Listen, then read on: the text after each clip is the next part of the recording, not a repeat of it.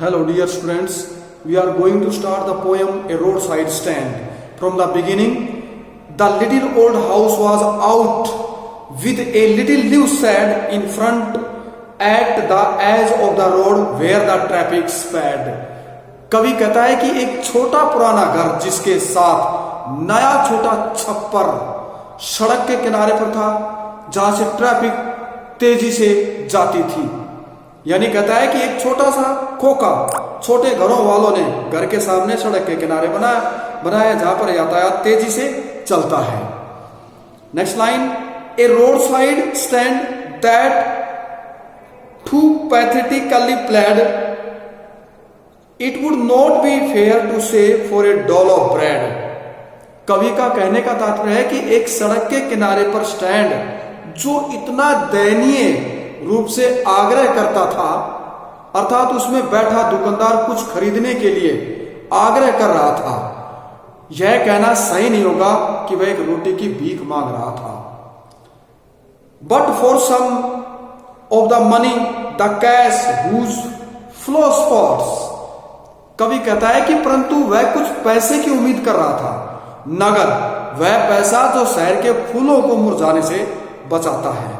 The flower of cities from sinking and withering paint, अर्थात कहता है वह आदमी शहर के लोगों से अपना स्टैंड पर रुककर थोड़ा पैसा खर्च करने का आग्रह कर रहा था।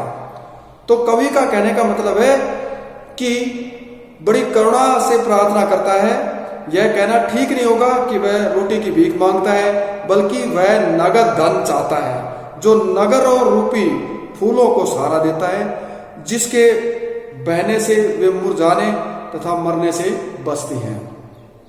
Next line, the polished traffic passed with a mind ahead of or if ever aside a moment then out of sorts.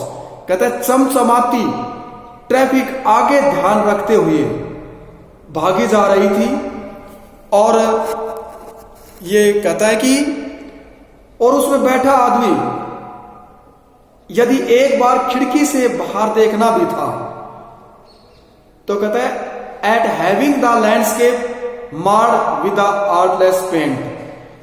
तो यहां पर कहता है मार्ड का अर्थ होता है नष्ट करना, यानी स्पॉइल्ड। तो कहता है कि गलत मुड़े हुए, कहता है कि वह यदि एक बार खिड़की से बाहर देखता तो कहता है कि जो निशान थे of science that with an turned wrong and as turned wrong.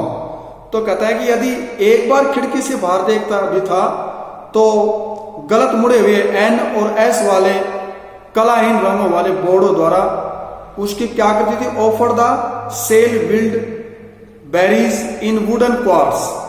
तो ये कहता है कि यहां पर बोर्डों द्वारा प्राकृतिक सुंदरता को बिगाड़ने पर परेशान होता था।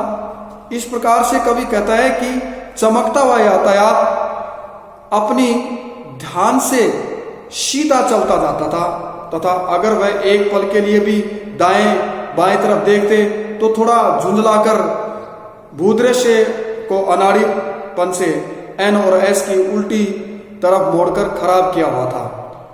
उस नाम पट्टी पर पेंट करके जो लकड़ी के चौथाई गैलन वाली पट्टियों में जंगल जो बैरी थे जिसमें से पेश करते थे ये। तो यहाँ पर कवि ने इस प्रकार से कहा है कि जो चमचमाती ट्रैफिक आगे ध्यान रखते हुए भागी जा रही थी, उसमें बैठा आदमी यदि एक बार खिड़की से बाहर देखता भी था तो गलत मुड़े हुए एन और एस वाले कलाहीन रंगों वाले बोर्डों द्वारा प्राकृतिक सुंदरता को बिगाड़ने पर परेशान होता। नेक्स्ट जैसे हमारा क्या आता है, इसके अंदर आता है और crook necked golden squares with silver warts or beauty rest in a beautiful mountain scenes.